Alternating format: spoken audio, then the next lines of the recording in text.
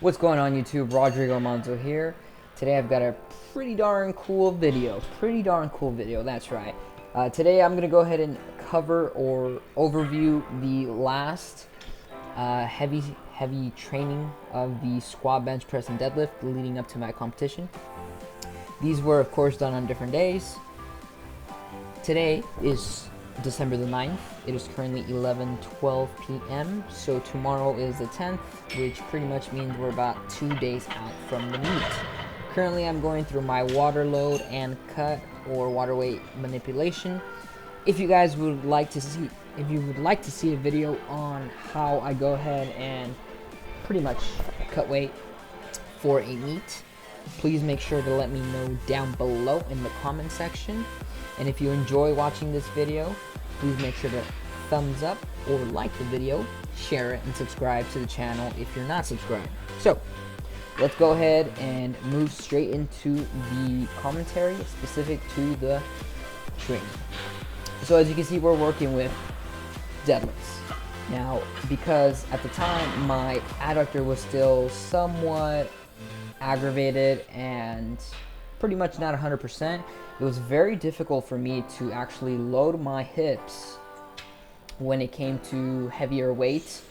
Pretty much anything above 450 pounds slowly but surely began to aggravate my adductor. And like I said, that made it very difficult for me to load my hips, which of course makes it extremely difficult for an individual to break the floor or initiate the movement. For the sumo deadlift, I've been able to, or at least this is for me, okay? So for the sumo deadlift, I noticed that in order for me to break the floor or initiate the movement a lot faster, I need to load my hips as much as possible, and that's pretty universal for any individual, or at least it should be in my opinion. But like I said, adductor was not 100%, loading the hips was also not there. And in the final set, which is 535 pounds, it's definitely going to show. So what happens is that when I can't load my hips, my back essentially takes over the lift and finishes it for me, for the most part. One of the reasons why this is a huge issue is because, well, obviously it's not good to have your form break down. That could definitely lead to a potential injury, but it could also lead to an excess amount of energy utilized, which is a big no-no in terms of efficiency. So taking a look at the last lift right here, you will see that I didn't load my hips, the bar shifted slightly and it came up unevenly, and my lockout was extremely poor. In fact, I was kind of shaking a little bit because my hamstrings were pretty much done and my glutes were almost locked out, but my back was what was taking the majority of the load. So that was pretty crappy. That day was somewhat depressing, disappointing. However, on the following day, bench press, we struck gold, for lack of better terms. That is not my belt. That is actually my friend's belt. It is an Inzer single prong lever. No, not lever. Excuse me. It's an Inzer single prong. I didn't use my lever belt that day because I like utilizing the single prong, which I'm thinking about investing in the future. But anyways, like I said, I pretty much struck gold with the bench press because I've adjusted my setup specifically in the lower body. On the next clip, I'll go ahead and give you a better angle and show you exactly how I adjust. Prior to this training session, I had practiced different formats or foot positioning for the bench press, and I was finally able to find the right one. And this has allowed me, or has benefited in two ways. One, it's a much more stable and structured position. And two, it's less load on my back because I arch. Some people think it's all back, but the foot position will take some of the load and it'll help relieve your back too. So as I said, the the new position that I have is a lot more efficient, because you want to think about it like this.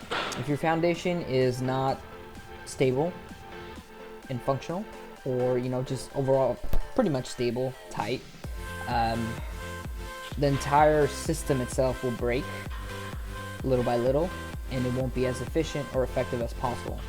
So that obviously goes for every single lift, but it never meant so much with the bench press up until now.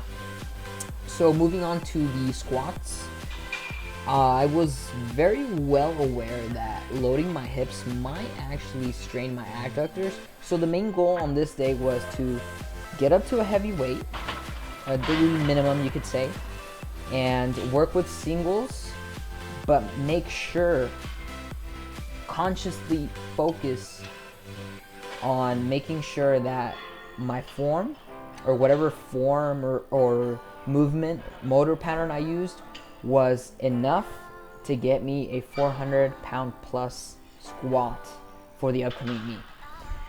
I don't want to pick a weight that's going to aggravate my adductor way too much, because it'll affect my bench press and it'll affect my deadlift, of course. So 405 pounds was the working weight on this day for 3 sets of singles.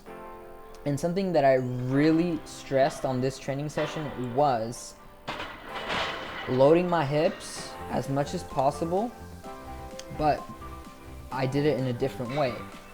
Generally, I kind of dive bomb the squat, so now, or on this day, I decided to slowly descend and load my hips up until I felt pain, and then from there I would explode up. So the signal of pain was my signal to come up. And overall, they moved pretty well.